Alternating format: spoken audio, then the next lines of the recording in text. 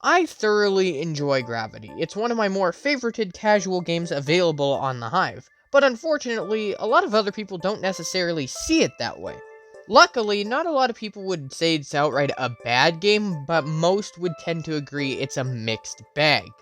I want to explore some of those ideas and concepts as to why that is, and why it's still worth a chance despite those things. Let's start by examining what gravity is. It's essentially the dropper, right? You start off at a high ledge, you jump, you avoid obstacles during your descent, and then you land in water or cobwebs or whatever, something to stop your fall at the bottom, and you move on to the next level. Except this time, there's some racing added to the mix. It ends up being pretty simple, right? Do you perhaps notice something a bit odd about gravity? Yes, if you compare the components, Gravity and Deathrun are actually pretty closely related in terms of elements. Both are racing games, both have obstacles, both are casual games. Every checkpoint in Deathrun is a new map in Gravity. Even the way their orientation works is different but the same. The only difference being that Deathrun relies on horizontality and Gravity relies on verticality. These similarities sound really cool on paper, but it immediately creates a problem for Gravity. Now it has to fill in Deathrun's shoes, and while Deathrun is not the most played game on the Hive, it is still a widely respected minigame for casual players, and unfortunately, Gravity mimicking so much of that formula makes it feel more like a copycat rather than its own unique experience. Not only does competing with a more popular game put it in a difficult situation, but now we look at a much bigger problem. I don't think anybody's gonna have a hard time with me saying this, but is it reasonable to say that Gravity is the most difficult casual game? Gravity manages to present us with a unique scenario that no other Hive game had the chance to really boast quite as hard. Gravity provides us with a learning curve.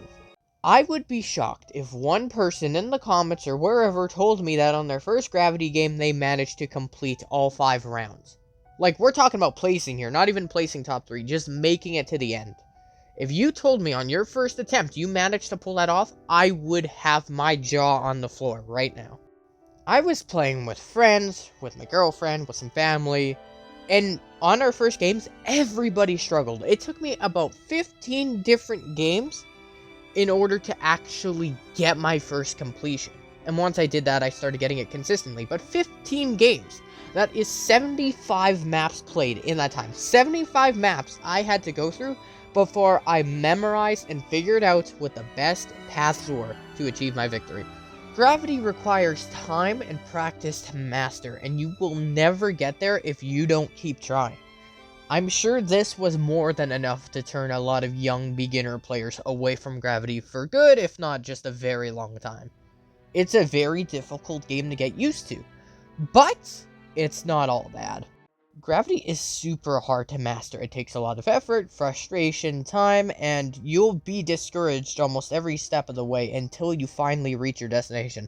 But once you do, consistently completing your Gravity games, not just completing, but completing them in first, second, third, placing top 3 90% of the time, that is arguably the most satisfying that Hive gets. Everything that you've gone through has come full circle, and now your results are paying off. That's the type of journey I went through when it came to maxing my level in Gravity. It took a lot of patience, it took a lot of time, but the last day I truly grinded Gravity, I went from level 22 to 25. It took 8 hours of non-stop Gravity, but I was having fun, because all that time and practice I put into it finally paid off. I was whizzing through as fast as I possibly could, wasn't perfect, but I was having a blast of a time, because I finally understood what I needed to do. I spent enough time here, learned the tricks, figured out the best destinations to get to the end, and it all just came together.